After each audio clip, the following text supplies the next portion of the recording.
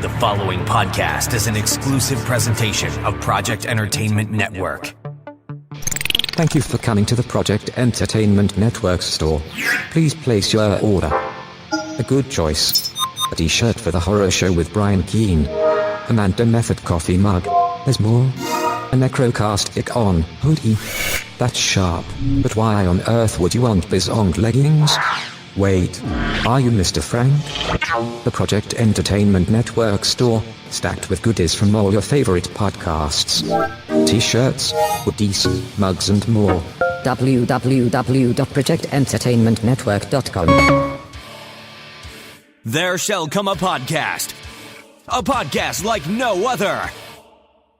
Defenders Dialogue with Brian Keene and Christopher Golden.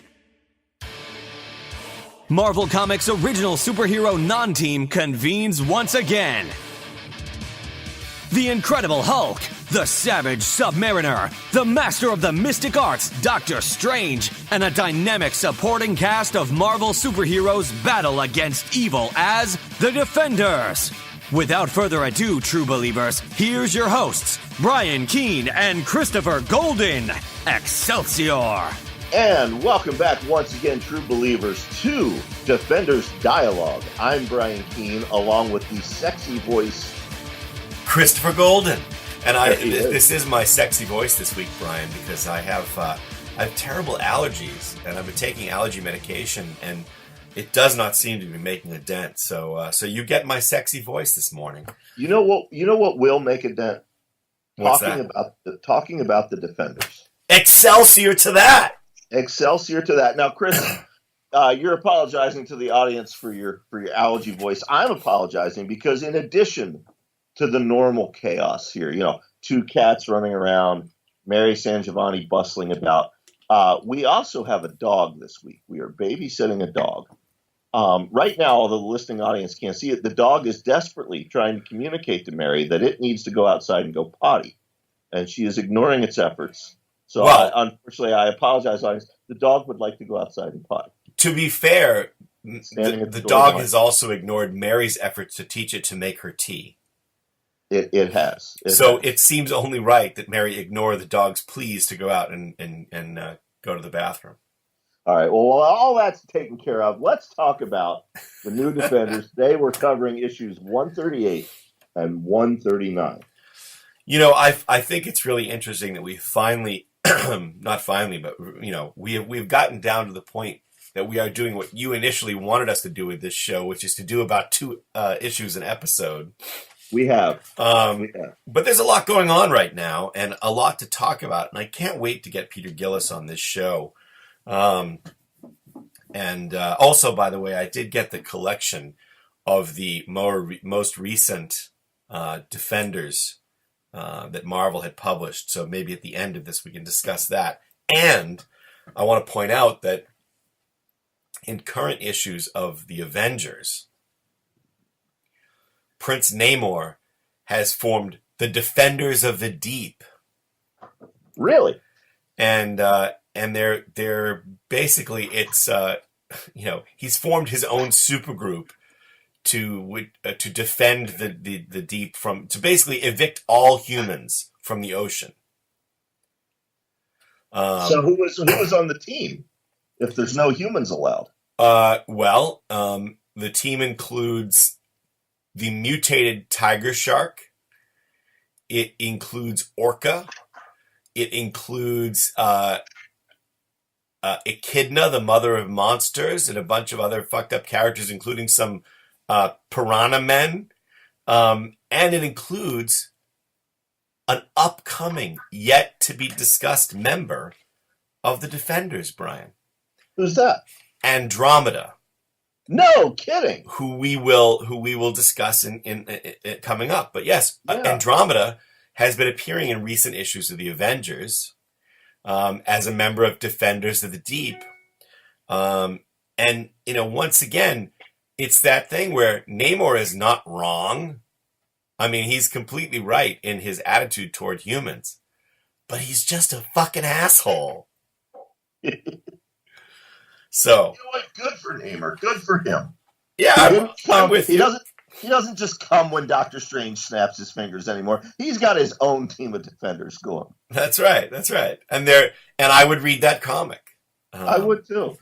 Also related to the Defenders in recent issues of the Avengers, we've seen the Winter Guard, which is the formerly Soviet, now Russian super team, reformed, including the character called Vanguard, who was once the male Red Guardian.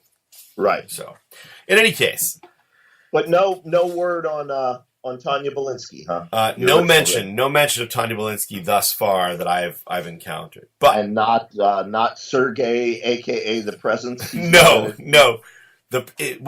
I feel like I sensed his presence, but that was bad. That's my allergy joke. In any case, New Defenders 138 is called Three Women.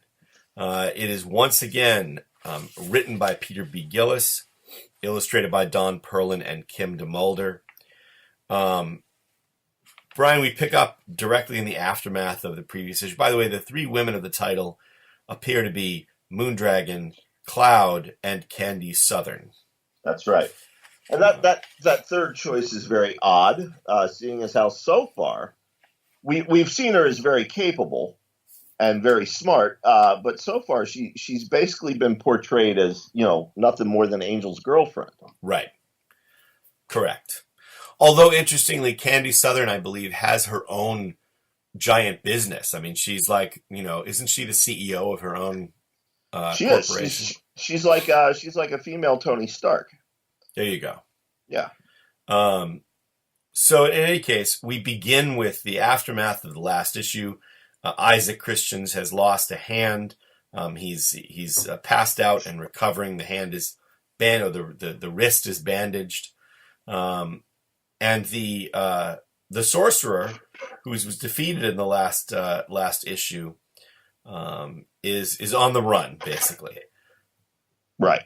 So they chase him off, and he's running through the desert on his own. Angel just sort of calls it in, and basically tells the authorities this guy has no powers anymore. So in order to save his life, they call it in so that somebody will go and retrieve this guy. Right. And I don't know. I get what Gillis is doing here. He wants to wrap this storyline up in one page, but it just seems ridiculous to me that the way the Defenders handle this. This guy nearly killed them. He took over the gargoyle. He may be helpless and crazy now, but this is the classic. Okay, well, we can bring this supervillain back at another time. Move, Right. Well, I mean, their other option is maybe to call Doctor Strange and say, "Come get this guy for safekeeping" or something, or call Wolverine or Frank Castle and just have him put him out of his misery. Yeah, exactly.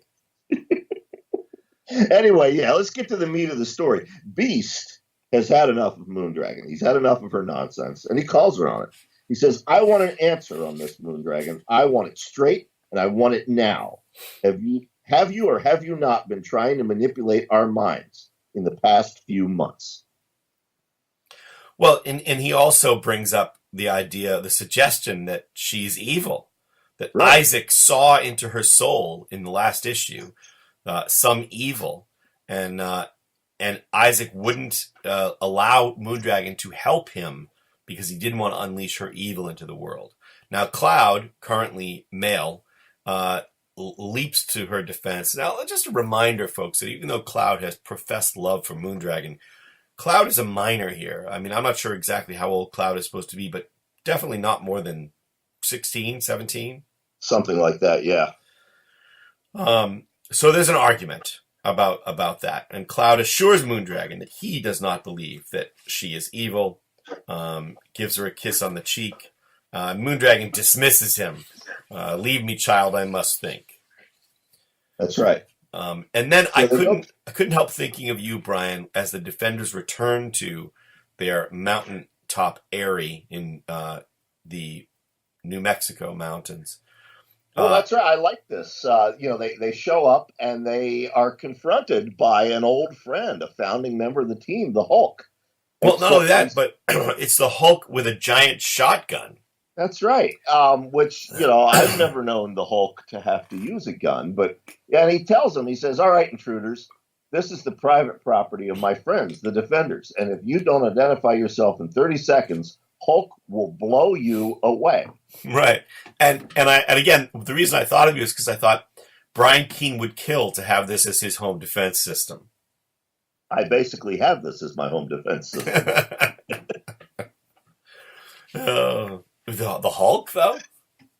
Well, when, it depends on the day and who's pissed me off via email. If somebody comes up to your door, Dave Thomas appears on the porch with a shotgun.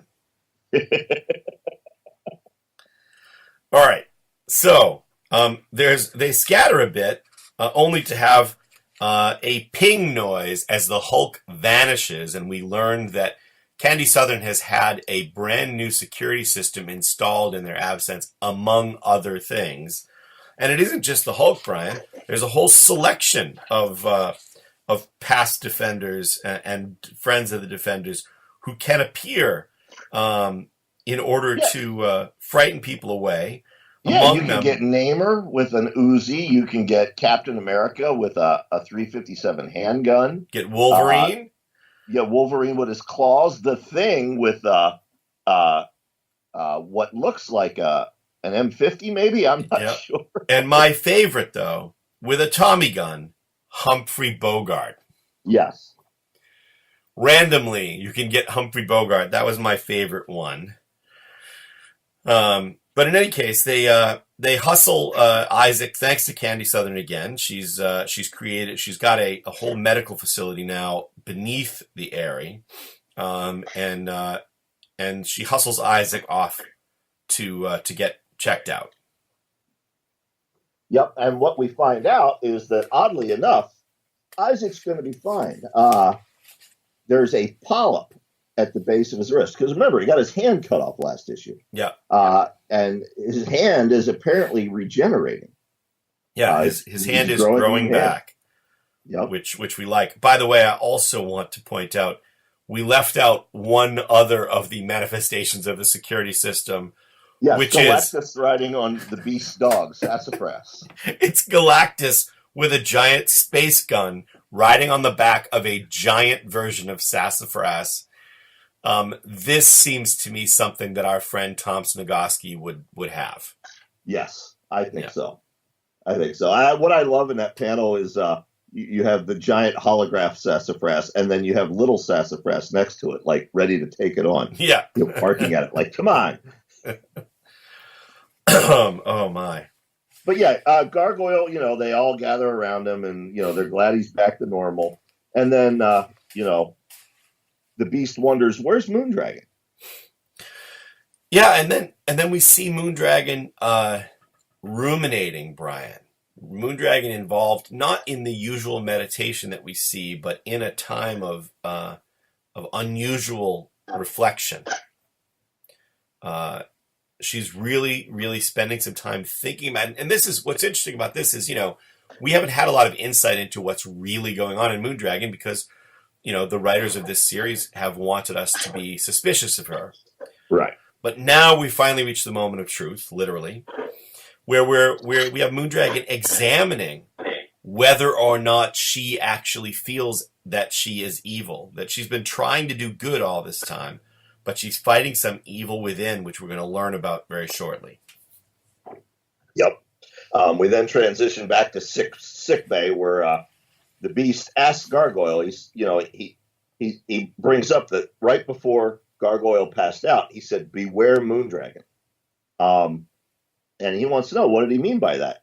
And Gargoyle professes to not remember. He says, "My goodness, beware Moondragon? Did I say something like that? I can't remember." Yeah, isn't it funny how the older you get, the easier it is to pull that kind of stuff off? I've been testing it out recently, and it works. Well, we also have an interesting conversation between Angel and the Beast where they're discussing choosing a leader. And they're talking about how any one of the defenders is seasoned enough, aside from Cloud, to take the lead in the field. And they seem to have found a way to really work nicely together and mesh well on the battlefield. So they don't think necessarily that they need someone to lead them as a sort of field commander. They need a different kind of leader. And we're going to come back to that too. We are. Bobby's walking down the corridor in the area and he hears a scream, Brian. And what does he encounter? He bursts into Cloud's room and finds out that Cloud had gone into the bathroom to freshen up, looked in the mirror, saw that they had changed into a girl again, and it frightened them. So Bobby sits down and he begins to console Cloud, and he says, "I'm just glad you're back." And Cloud says, "But you don't understand, Bobby. I was never away." Yeah, And, I think you're right, by the way. And again, this is interesting because, we've never really had to discuss this, and it would be interesting. It will be interesting and informative to speak to Gillis about this. But I think you're right. I think when we're discussing Cloud, we should use they, and say that at the moment Cloud is presenting as female. Does that make sense? Exactly. All right. Can I do a quick aside? You got to do an aside about Submariner's new defenders. Sure, please do. Now you and I are both, pretty liberal guys. I'd say you're progressive. I'm more of a centrist, but we've both fought for trans rights for most of our lives. But as a 51-year-old writer, I struggle with using the they pronoun because it looks like it when you type it on the screen, it looks like, no, that's not right. Right. And this Thor series that I'm working on for Marvel, we have a gender fluid character, and in writing points of scenes from their point of view, and referring to them in dialogue, I've gotten very used to it now, and now it flows very naturally for me. Well, I wonder if other writers struggle with the pronoun thing simply because, for however many years we've been trained that they is a plural, Absolutely. And look, I think that this is it is a difficult adaptation. And the reason that it's difficult is because you have been taught your entire life that they is plural. And, again, most of they as a pronoun to be used to refer to one individual person is new to the lexicon of almost everybody. It is. And it's going to take getting used to, and it's going to be awkward and uncomfortable. And I don't mean uncomfortable in the sense of discomfort with a person. I mean uncomfortable in the sense of making your mouth say that word when you're referring to one individual. Right. But it is not our place to question what someone wants to be referred to as. And Absolutely not. I agree. So awkwardness or verbal discomfort aside, it's incumbent upon us to adapt and make that happen. I mean, it's interesting because, I've said before, never in my wildest dreams did I imagine when I was 15 or even 20 or even 25 that at 51 I would know so many people and have so many friends who were trans. Right. Never. Right. And it's just because, you grow up, learning the world the way that it's presented to you. And then you learn more things, and your whole life is a learning curve. So I do think it's really interesting, and it's also interesting again to look at it through the prism of 1980s Marvel Comics. I'm certain that when I was reading this comic book, I didn't have any concept of what transgender meant. I didn't either. I had many gay friends as Sure. a teenager. So I understood what that was. To my knowledge as a teenager, I did not have any trans friends. I found out years later at a high school reunion that in fact I did. But I wouldn't have known it at the time, and I certainly didn't recognize it here in the pages of the Defenders. Yeah. Yeah, it really, really interesting. Again, can't wait to talk to Gillis about it. And on another note, Brian, related note, and by the way, I think you're more progressive than you let on. But in any case, I am until a couple different amendments, but yeah. well, I also think that in retrospect, we discussed in our last episode the fact that Bobby Drake in current Marvel continuity is gay. Right. And now I really want to talk to Cena Grace, and ask him if he was inspired to do that just because he felt like it, or was he inspired to do it because he felt like the context was always there? Because this scene in particular, reading in hindsight, is fascinating. Absolutely. I was hoping you'd bring this up. Yeah. So Cloud is female, presenting as female here. And Bobby says, I can help. I can relate to you. So Cloud says, I can't blame you. How can anyone relate to, and Bobby says, I can. Trust me, Cloud, I can. Cloud says, no, you can't. You're just making things worse. If you could help. And then they shift from presenting female to presenting male. And Cloud says, shake my hand, a reference to Bobby is saying, am I supposed to shake his hand now instead of kiss her? Bobby jumps up, and Cloud, again, who is a naked boy, only maybe a year or so younger than Bobby, if that, says, you see, Bobby, now do you see what I have to deal with? And Bobby says, I want to help you, Cloud. I do, but I can't. And Bobby walks out, closes the door, and says, and I feel like a hypocrite because of it. Yep. That is a heavy panel, a heavy scene, given everything that's happened with the character of Iceman since then. Yeah, I mean, it reads completely differently now in hindsight, and it's fascinating. I agree. But Bobby is not Cloud's only visitor. Later in the evening, Isaac, the gargoyle, pays Cloud a visit. Cloud is presenting as female again. So we get the one thing I'm still confused by here.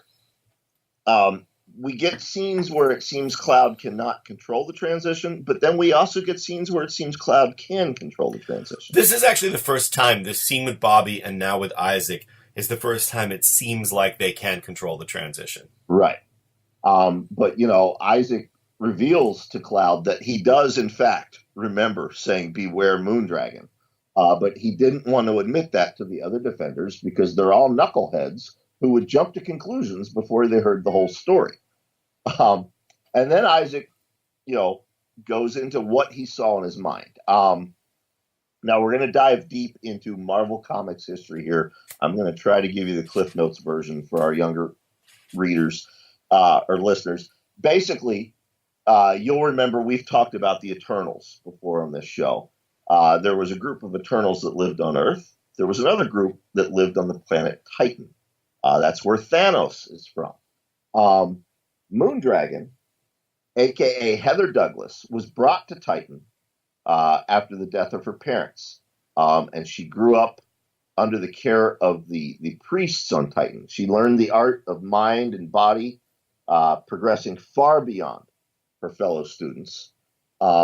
She pushed her mental exercises into areas where even her teachers couldn't follow. And in doing this, she made contact with something that was very old. It was on Titan before the Eternals arrived.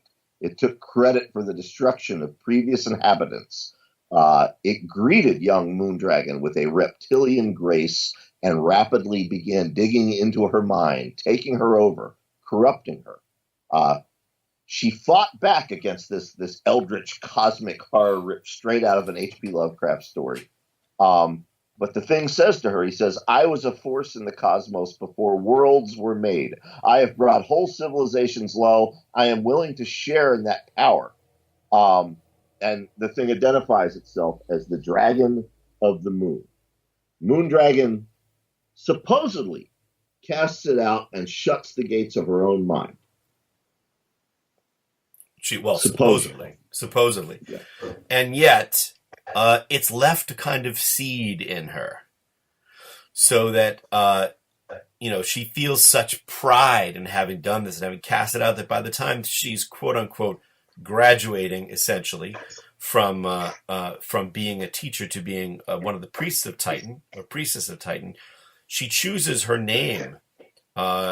She has the honor of choosing her own name now that she's ascending within their ranks, and she chooses the name Moondragon to commemorate that victory. Of course, the Order is horrified by her choice of name, but soon she leaves the Order, assured of her superiority, ready to become the savior of the universe, even if she has to subjugate all wills to hers to do it. And inside her brain, Brian, it says, claws scratched at the gates of her mind, and a dragon's whispering penetrated their way into her mind unnoticed. So, is that the dog? That's the dog and Mary and all kinds of things going on here. Well, we get back. Well, before we continue with this issue, I need to say that I am back now reading floppy comics because we have moved on from the most recent epic collection of the Defenders, of the new Defenders. And part of the joy of returning to floppy comics is I get the ads and the letters pages. I just wanted to tell you that in the middle of this issue, there's a 2-page spread for Saturday morning cartoons. And among those Saturday morning shows are Mr. T, who had a series of youth sidekicks right in that. Snorks. Oh my God, the And Snorks. if you don't remember the Snorks, folks, just Google it. It's pretty silly looking. There's a live action show featuring an orangutan called Going Bananas. The orangutan was called Roxana Banana. Thankfully, I don't remember this show. This was all 1984. The only thing I was watching at this point on Saturday was Thundar the Barbarian and maybe reruns of Land of the Lost. I'd kind of outgrown cartoons. I also say Spider-Man and His Amazing Friends was on at the time. Yeah. But you're right. It had Smurfs, it had Alvin and the Chipmunks. So although I remember the existence of these shows, aside from Spider-Man and His Amazing Friends, which I definitely saw some episodes of, I don't think I ever watched any of them. Right. But it is still fun to see them in there. I kind of want to go look up this Mr. T cartoon. I wonder if he did the voice. Oh, well, didn't we all do the voice, Brian? I still do the voice, fool. Oh, God. There you go, folks. Brian Keene is going to do the rest of the episode as Mr. T. Yeah. Anyway, It's better than your Hellcat impression. All right, you know what? I can do this. I really like what Don Perlin did here with God. No, stop. All right, anyway. Oh, that's got to be in the promo for this episode, by the way. I like how Don Perlin drew the gargoyle. You have this 90-year-old man trapped in the body of a demon, and he's standing in a bathrobe, and he should not look badass, and yet he does. And yet he does. I don't know that Isaac has ever looked more badass than he does in this particular panel. Well, in any case, Cloud is saying that Moondragon is fundamentally good, and Isaac replies that that may be true, but the dragon grows stronger, and Moondragon's just about lost the reasons why she's fought against it. She's doing it out of simple discipline. If she loses this mental battle, this psychic battle that she's having, and if she loses when she's free of that headband, heaven help us. So we get back to Moondragon. She's having the same, issue. She's being tempted. She could use her power and turn it to noble ends, but she rejects that temptation, rejects the Dragon of the Moon's influence. Then we have a Secret Wars toy ad. And we see inside Moondragon's mind, Brian. Yes, we do. It's like a dungeon, a torchlit dungeon. We see the stone faces of her fellow defenders and other characters in the Marvel universe, and she's confronted by a demon that looks quite a bit like Hank McCoy. And, she's telling it, I am a force for good. And the demon version of Hank says, nonsense. You were born with potential, but you tried to master both good and evil. You became neither and less than either. Yeah. Well, she says, I know your tricks, demon, but good shall conquer evil. You shall never corrupt me. So she's in this determined to continue to fight inside her sort of mental danger room, basically her psychic danger room, we'll say. Right. And where she's confronted by Mantis. Now, those of you who've seen the recent Guardians of the Galaxy Volume 2, you'll know who Mantis is. But in Marvel Comics in the 80s, Mantis was the Celestial Madonna. The trick here is that Heather Douglas, a.k.a. Moondragon, could have been the Celestial Madonna. She could have been chosen, but she wasn't. And so Mantis appears to her and basically says, you were never equal to the task. And essentially, Mantis accuses her of being evil and is going to crush her. So they begin to fight. That's right. We then transition to just a few rooms down where Iceman is alerted to a defender's alert signal, as is Cloud. They go rushing past Moondragon's room and they see her deep in meditation. They don't realize that she's literally fighting for her life inside her mind. They gather with the rest of the defenders, and it turns out that Warren and Hank have gathered everyone together to announce who they have chosen to lead the team. And I like their their argument here. Warren says, we were all thinking, who's going to be a Professor X? Who's going to be Captain America? Then it struck us that maybe that was the wrong question. Hank and I felt that perhaps the leader of the Defenders should be someone whose main ability lay in running things. And so they've chosen someone whose main ability is in running things, and that is Candy Southern. That's right. And by doing that, they've broken the mold of super teams in the Marvel Universe by choosing a non-superhero to be the leader of the team. Yep, a civilian. And what I love in this panel, Valkyrie and Isaac are congratulating Candy, but we also have Dolly in the panel, calling back to what J.M. DeMatteis did on this book. Dolly was as much of this team as anyone else. And, now we have Candy and Dolly both solidified here. It's still members of the team. Candy, in fact, leading the team. Right, and Dolly saying, I wondered when you folks would show some sense. So they've got some bling for Candy. They've got a hat that says Defenders and a T-shirt that says the brains behind the Defenders. Yep. I certainly, Brian, I will send you this shirt that says the brains behind Defenders dialogue. How's that? No. That would be you, my friend. Well, no, it's Tommy Clark. Let's give it to him. There we go. Let's get it right. It's Tommy Clark. So they're in the glorious aftermath of this moment when Moondragon comes smashing through the double doors, and we reveal that she has been smashed through those doors by Mantis, who says, stand aside, Defenders. This one is going to kill her. That's right. She always refers to herself that way, as this one.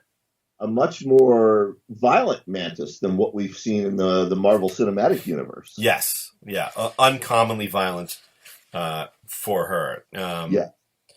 Now, Brian, just as a quick blast from the past, since I'm reading the floppies, there is a subscription page. Among the titles that you could subscribe to at this time, I won't read them all, were a monthly Indiana Jones comic. Yep. Cull. It lasted about 12 issues. Yep. Cull lasted about 4 issues. Cull. Micronauts. Moon Knight. Power Pack. Red Sonja. And Rom were among the things you could... and Marvel was publishing Doctor Who at the time. Yes, they were.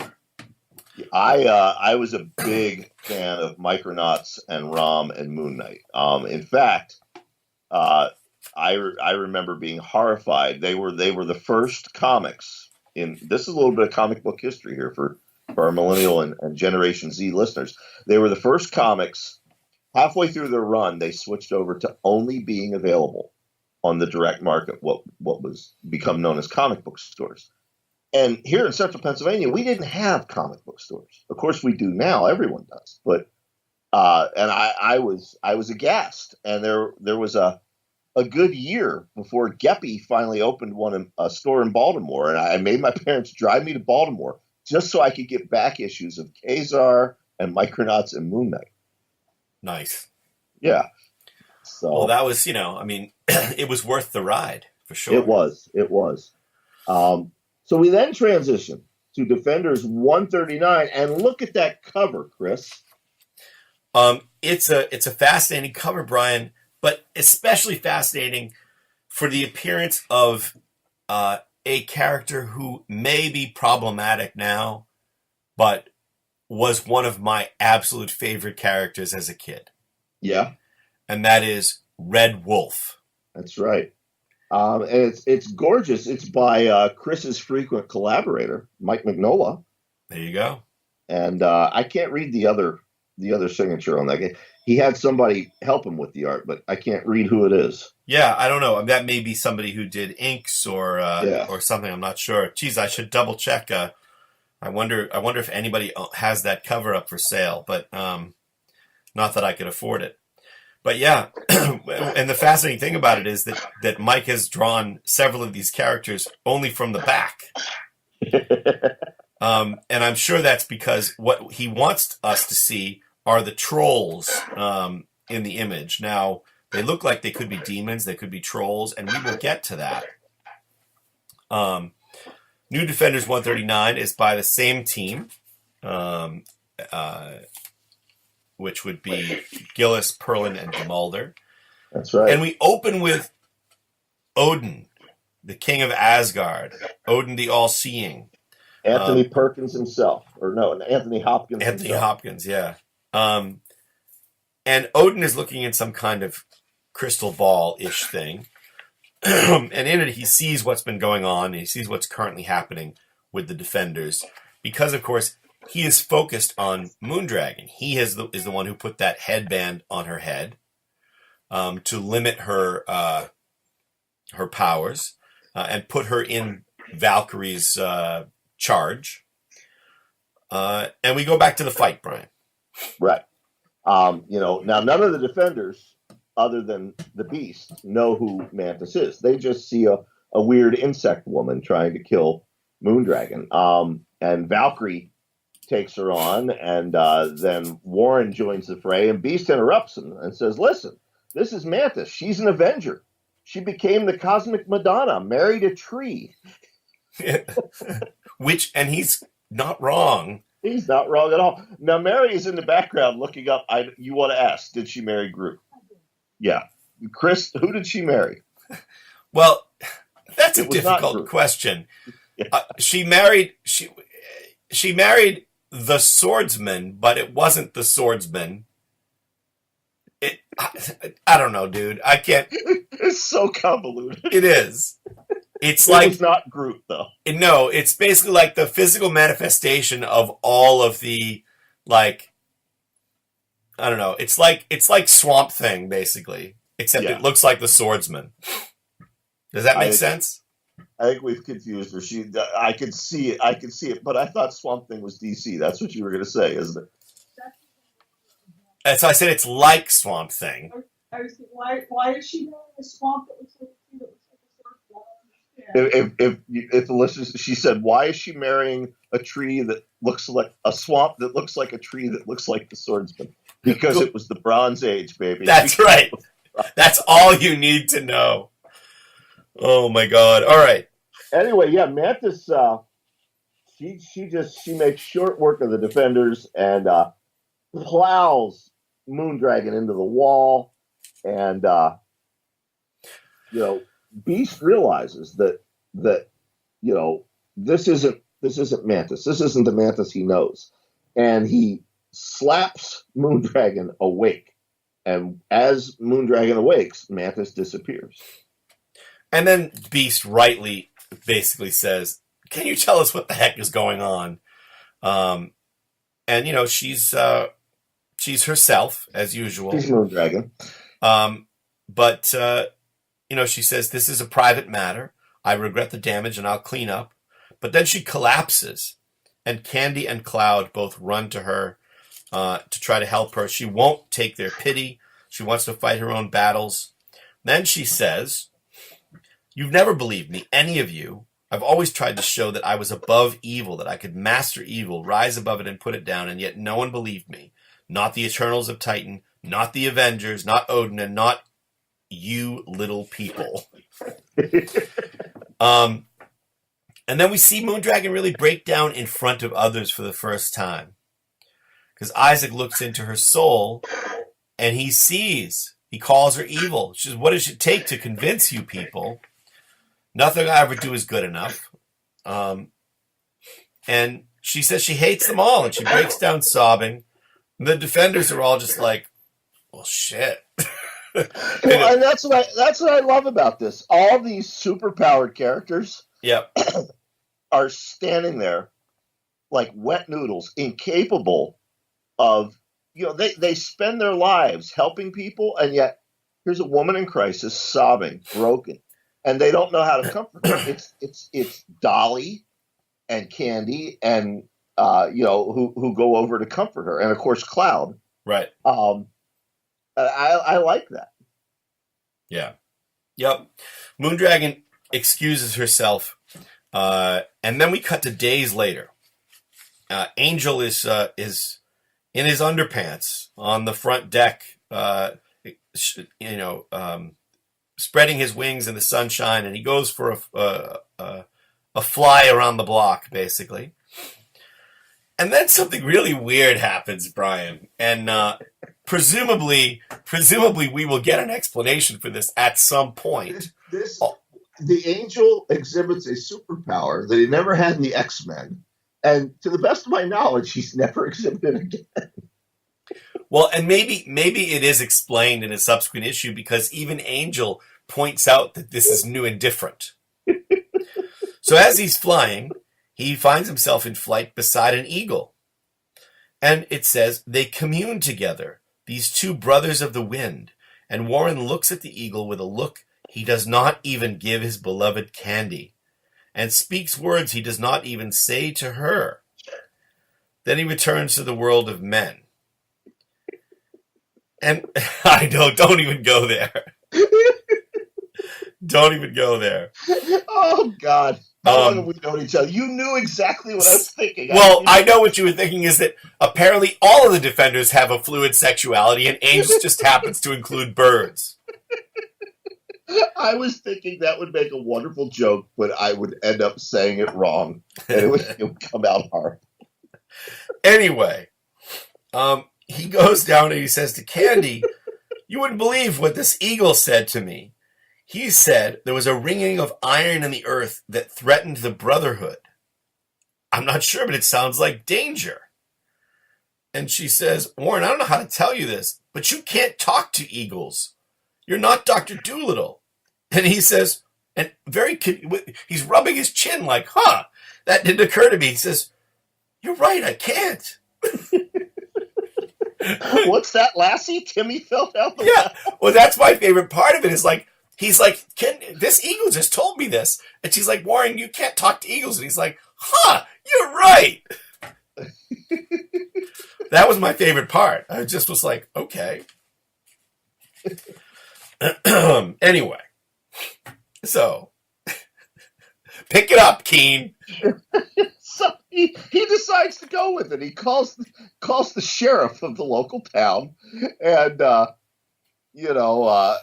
sheriff says that the tribe on the reservation there opened a silver mine. People and livestock have been dying like crazy, and there's a lot of bodies. And the sheriff says, "We could use your help." And Warren says, "All right, well, the Defenders will come help you." So he gathers the team, and they take off in the jet. Yeah, and again, we're going to get through this Moondragon Beast scene, and then there's something I want to point out, which I find really interesting. Anyway, Moondragon actually goes into the cockpit of the jet, and basically apologizes to Beast. She says, I have a confession. And she tells him, guess what? You're all right. I have been attempting to influence you with my mental powers to get this headband off me. Not only that, but a lot of these weird villains that have been showing up at Defender's headquarters in previous issues, like, of course, everyone remembers Blowtorch Brand. About him. And, the weird guy that got infected by the fungus, she drew them there with her telepathy. Yep. She drew them to the area with her mental influence. And she's now saying, I realize now it was a mistake. I want to admit my mistakes openly. And Hank says, are you sure it isn't just that you want to make a good show of it before Isaac spills the beans on you anyway? Then she gets angry. But for the first time, Beast is like, maybe she is turning a corner, essentially. Right. Now, let's cut to the chase with what's going on this Indian reservation, this Native American reservation. In those days, we would have said Indian reservation. And here's what I want to say about it. We have an outsider here that the sheriff is terrified of. His name is Tall Trees. And we're going to reveal that this is Red Wolf. Right. Excuse me. Now, I love this character, and one of the things that I find most fascinating about this issue is it seems like we're heading into a story that would have been trite even then. It seems like we're heading into a story about, the Native American gods, demons, restless on the reservation. But that's not where we're going, Brian. That's right. Gillis completely flips the script, and that is my favorite thing about these two issues. Me too. Yep. Yeah, because, in reading this, particularly at the time, 1984, of course, Stephen King had done Pet Sematary, and then there were 20 other horror novels that involved, Native American burial grounds and evil spirits. And you think that's where this is going. And Gillis is like, nah. Yeah. So they go down, led by Red Wolf. The Defenders descend into by the way, Beast sort of offers Red Wolf a place with the Defenders, and he blows it off. He's got more important things to do for his people. Right. So they go down into this mine shaft, and down there, and you think you're going to find the, some kind of Native American evil spirits. But instead, Valkyrie's sword begins to glow because she senses something familiar. Something that doesn't belong on Midgard, Brian. That's right. They think they are in a silver mine on Earth, but she says, we are no longer on Earth, and I know where we are. We're in Asgard. Dragonfang glows when enemies are at hand. And enemies are at hand because what pops out are not Native American spirits or demons, but a gaggle of Asgardian trolls. Yeah, trolls of Norse mythology. One of whom I noticed seems to be wearing the headgear of the Mole Man, but we'll skip that. But yeah, and I was rereading this. I was like, that's great, because I was like, we're going to get on the show. We're going to talk about how, we shouldn't tell this story now. And yet, instead, the flipping of the script is brilliant. I love the fact that he sets us up in one direction and then shifts completely elsewhere. I also want to point out, Brian, that you may not remember this, but I recall once having suggested to you that you write a novel in which coal miners in West Virginia dig too deeply and break through and discover an entire civilization of Norse mythology trolls. Do you remember this? I do remember you suggesting that to me, and I started researching it, thinking, Chris is onto something, and I could do that. And I found out there's not one but two similar novels with similar themes. You're kidding? So I said, no, seriously. Yeah, wow. I don't remember what they are off the top of my head. That was a number of years ago, but yeah. Well, maybe they also read this, because when I made that suggestion to you, I thought it was startlingly original. But clearly, I must have in the back of my mind been remembering this. Once again, Defenders influences us. Yep, exactly. So Exactly. anyway, the defenders engage in battle with the trolls, but they are overcome and captured. The defenders and Red Wolf, who has Well, made it, I'm counting him as a defender. well, he's made it clear he's not, but okay. Yeah, but so did Luke Cage when Kyle Richards. That's stopped true. That's playing. true. That's true. Well, so to make short work of the rest of this, what happens here is that the trolls realize that the headband on Moondragon's head was made by Odin. So the head of the chief of the trolls wants to remove it because it's protecting her, protecting them. And the trolls are smiths. They're the smiths of Norse mythology. They make weapons. They make all kinds of things. And so he has tongs with him, and he's trying to use them to take the headband off of Moondragon. And he's basically saying to her, all you need to do is use a little bit of your mental power, a little bit of your will to help me get this thing off, and it'll come off. And she struggles with this because it's what she's wanted all along. But instead, she yells, no, I will not be tempted. I am not evil. And she rejects this help. She wrenches herself away. She splashes herself with the blood of, what is it? What is the blood of? Well, the blood of Red Wolf. It's the miners. It's the Native Americans from the reservation. Right. It's their livestock. The trolls have been collecting that blood and tempering their weapons with it. Yeah, so Red Wolf is splashed with the blood of his people, which gives him the ability somehow to break away from the troll's spell. He frees himself, and then he does the same thing for the defenders. Then Valkyrie, she's had enough of the trolls, and she does what any good Asgardian goddess would do. She takes the whole place down on top of her head and makes short work of those guys. Exactly.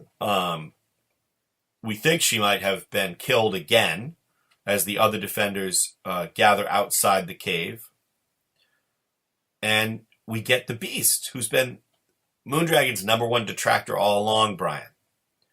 He says, I don't believe it. She actually resisted getting the headband off. She could have played along, and yet she saved us.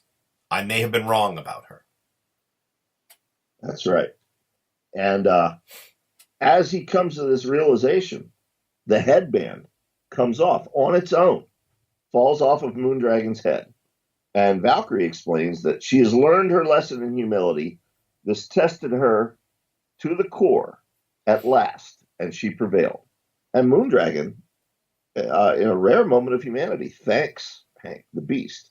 But in Asgard, a warning brazier burns white and light and clear.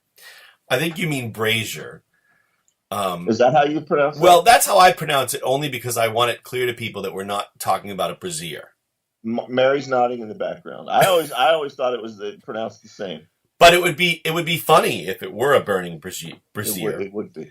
But it's burning white and light and clear to basically say that as far as Odin is concerned, Moondragon has succeeded. She is okay now by his standards, which is a turning point in this book, Brian. It is. And we're going to see many repercussions of this moment for the rest of the book. That's right. In our next episode, we pick up with New Defenders 140, which means we have 13 issues of the New Defenders to go, plus the Gargoyle miniseries and a couple of assorted other Defenders-related projects, and the Peter Gillis interview we hope to get. It's on to the champions. And then it's on to the champions. And that's right. So if you are reading along at home, this would be a good time to go out and pick up the champions. They've been collected all in one volume. Yeah, I believe that there are there's a Marvel Masterworks that collects the whole thing, but there's also a Champions Classic, I think, which is 2 paperback volumes collecting it. Yep. So there are multiple ways to pick it up. It's not long. It's about 18 issues, I think. That's right. And certainly worth your goofy time that you spend with us here on Defenders Dialogue. Yeah, and people have asked, are we going to change the name of the show when we get to Champions? No, because, somebody suggested Champions Chat, and I thought that was a great idea. But, at its core, we're going to stick to books that tie into the Defenders. And as you'll find out, the Champions, of course, do. Yeah. And we're going to stick with books that are weird and from that era. Exactly. So, all right. Well, until next time, if you enjoyed the show, you may also enjoy a couple other podcasts. One of them is Three Guys with Beards. Chris hosts that every week with James Moore, Jonathan Mayberry, and assorted guest co-hosts. You may also enjoy The Horror Show with Brian Keene. I host that every week with Mary Sangiovanni, Dave Thomas, Matt Wilderson, and other occasional co-hosts. Both of those are available wherever you listen to Defenders Dialogue, and they're all made possible by the Project Entertainment Network. If you enjoy the show, you can support us by going to projectentertainmentnetwork.com and, buying a Defenders Dialogue coffee mug or hat or shirt or mouse pad, whatever you want, they've got it. Or brassiere. Or a flaming brassiere burning white and hot. And, also, somebody, I just checked my email today, somebody was asking about advertising. If you want to advertise on this show, we encourage that. Also go to projectentertainmentnetwork.com, click contact, and that will put you in touch with the head of the network, Armand Rosamilia. They'll be glad to help you out. Also, a shout out to Tommy Clark. As you said, he is the brains behind Defenders Dialogue. He's our engineer. He makes us sound good every week. Check out his podcast, Necrocasticon. That's also available on Project Entertainment Network. In fact, I was just on an episode of that with a member of Blue Oyster Cult. So that was a career high for me, Chris. Excellent. So you never know where Brian Keene is going to pop up next, or with whom. Exactly. All right. Until next week, Chris. What do we always say? What is it? You know what? It is Excelsior, True Believers, said with such gusto this week, despite my allergies. And we will see you next week, folks, with more Defenders Dialogue. We'll see you later, fools. Mr. T, signing off. You're listening to American Top 40. More tragedy in the news today. Kim Kardashian has a new baby. What the hell? There's nothing good to listen to. Hey, wait, what's this? Anything moist. You gotta roll that out. See, it makes me do weird things. I don't like it. God damn it. I'd be going down on myself? Shit. Hey guys, it's Bill, Mick, Maya, and Junior from the Unsupervised Podcast. check us out every Thursday on the Project Entertainment Network. Take a break from the stress of the world and come have a laugh with or at us. Bill. My Favorite Story, a podcast author anthology featuring short fiction from the hosts of the Project Entertainment Network shows Three Guys with Beards, Jim Moore, Jonathan Mayberry, and Chris Golden, Tom Clark from Necrocast, on Brian Keene of The Horror Show, Chuck Buda, and Armand Rosamilia of The Mando Method, Mary Sangiovanni of Cosmic Shenanigans, Jay Wilburn from Matters of Faith, John Urban sick of ink stains, Bizung's Mr. Frank. Available on Kindle and in paperback and through the Project Entertainment Network store. www.projectentertainmentnetwork.com. This has been an exclusive presentation of the Project Entertainment Network.